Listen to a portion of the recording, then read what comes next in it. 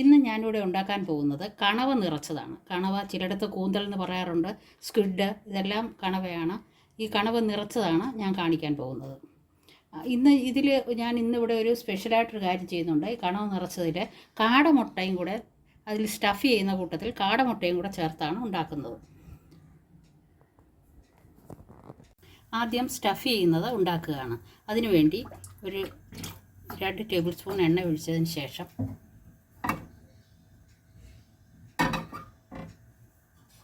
അതിലേക്ക് ചെറുതായി അരിഞ്ഞു വെച്ചിരിക്കുന്ന ഉള്ളി ഇടുകയാണ്.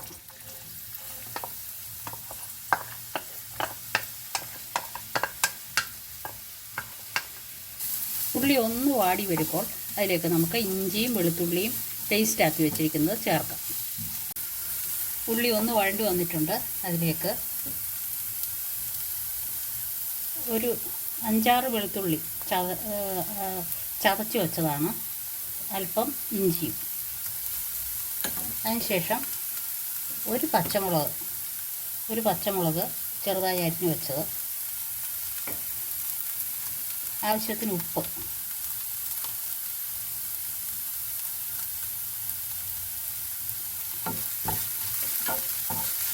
അതിൻ്റെ കൂടെ ഒരു ചെറിയ തക്കാളി ചെറുതായി അരിഞ്ഞു വെച്ചത് ചേർക്കുക.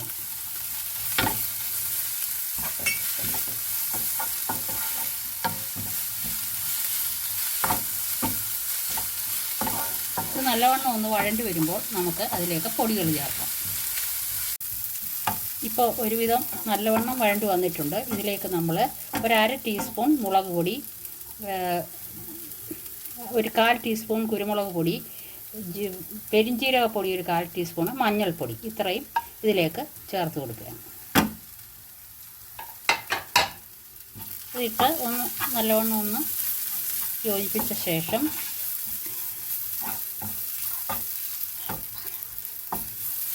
ഇളക്കിയതിന് ശേഷം നമ്മളിതിലേക്ക്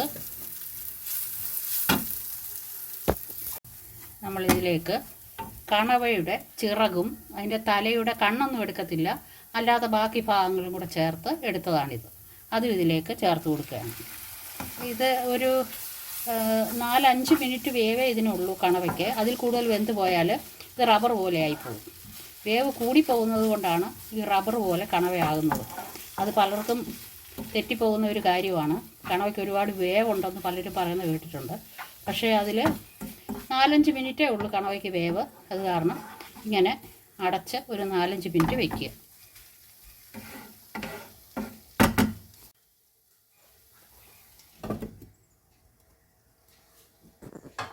ഇടയ്ക്കിടയ്ക്ക് നമുക്ക് 1-2 പ്രാവശ്യം ഇത് ഇളക്കി കൊടുക്കാം.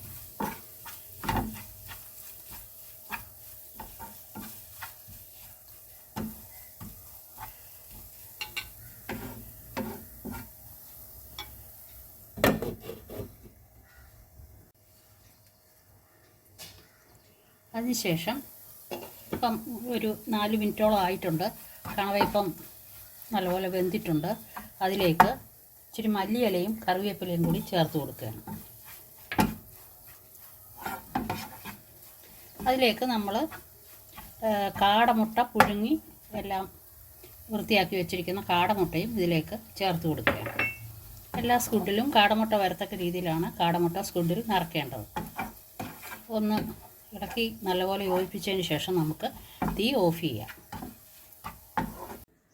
ഞാനിവിടെ ഒരു 7 കണവ നല്ലവണ്ണം ക്ലീൻ ചെയ്ത് അതിൻ്റെ ചിറകെല്ലാം കളഞ്ഞ് തലയും എല്ലാം കളഞ്ഞ് നല്ലവണ്ണം ക്ലീൻ ചെയ്തെടുത്ത 7 കണവയാണിത്. ഇതിലേക്കാണ് നമ്മൾ ഈ കൂട്ട് സ്റ്റഫ് ചെയ്യുന്നത്. ഏകദേശം ഒരു 1/4 ഭാഗത്തോളം നമുക്ക് സ്റ്റഫ് ചെയ്താൽ മതി. അല്ലെങ്കിൽ ഇത് ആവി കയറി കഴിയുമ്പോഴത്തേക്കും ഇത് വളരെ ചുരുങ്ങിപ്പോവും. ചുരുങ്ങുമ്പോൾ ഈ സ്റ്റഫ് ചെയ്ത കൂട്ട് വെളിയിലേക്ക് പോകും. അത് കാരണം നമുക്കൊരു 1/4 ഭാഗത്തോളം ഫില്ല് ചെയ്തതിന് ശേഷം ടൂത്ത് പിക്ക് വെച്ച് നമ്മൾ പിൻ ചെയ്ത് ആവിയിൽ വെക്കാൻ പോവുകയാണ്. നമുക്ക് ഇത് ഫില്ല് ചെയ്യുന്ന വിധം കാണിച്ചു തരാം. ഇനി നമുക്ക് ഈ ഫില്ലിങ് ഇതിലേക്ക് നിറയ്ക്കാം. ചെറിയൊരു സ്പൂൺ എടുത്തതിന് ശേഷം കണവയുടെ അകത്തേക്ക് ഇങ്ങനെ വെച്ച് കൊടുക്കണം.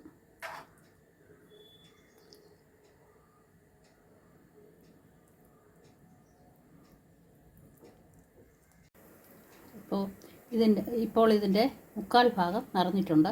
ഒരു കാടമുട്ടയും അകത്ത് വെച്ചിട്ടുണ്ട്. ഇനി നമുക്കിതൊരു ടൂത്ത് പിക്ക് ഉപയോഗിച്ച് ക്ലോസ് ചെയ്യാം. ഇതുപോലെ നമുക്ക് എല്ലാം സ്റ്റഫ് ചെയ്ത് എടുക്കാം. ഇപ്പോൾ ഇവിടെ എല്ലാ കൂന്തലും തന്നെ നിറച്ചെടുത്തിരിക്കുകയാണ്. ഞാൻ ഏറ്റവും ഒരുവിധം ഇടത്തരമായിട്ടുള്ള കൂന്തലാണ് എടുത്തിരിക്കുന്നത്. കാരണം ഇടത്തരം കൂന്തലിനാണ് വളരെയധികം ടേസ്റ്റ് ഉള്ളത്. ഒരുപാട് വലിയ കൂന്തൽ എടുത്തു കഴിഞ്ഞാൽ അത് പൊട്ടിപ്പോവുകയും ചെയ്യും പെട്ടെന്ന്. ടേസ്റ്റും ഈ ചെറിയ കൂന്തലിൻ്റെ അത്രയും വരാറില്ല. അത് കാരണം ഇനി നമുക്കിത് ഒരു ആവിയിൽ വെച്ച് വേവിക്കാം. ഇത് നല്ലപോലെ വെള്ളം തിളച്ച് തുടങ്ങിയ ഇഡലിച്ചമ്പാണ്. അതിലേക്ക് നമുക്ക് ഓരോന്നോരോന്നായിട്ട് എടുത്ത് വെച്ച് കൊടുക്കാം. ഒരു 4-5 മിനിറ്റ് മാത്രം വേവിച്ചാൽ മതി ഇത്. അതിന് ശേഷം നമുക്കെടുത്തിട്ട് ഇത് റോസ്റ്റ് ചെയ്ത് എടുക്കാം.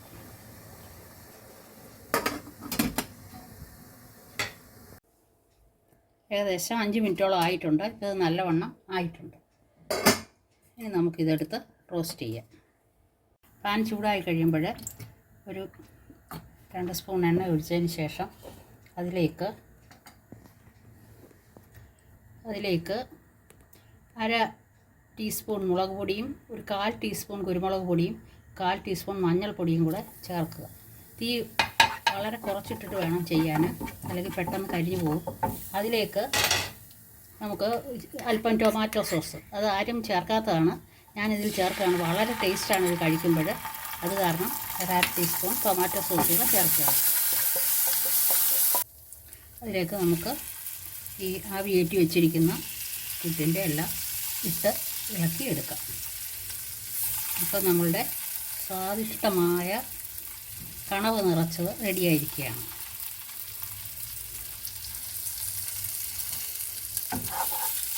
ഇളക്കി തിരിച്ചും മറിച്ചും ഇട്ട് ഇളക്കി എടുക്കാം.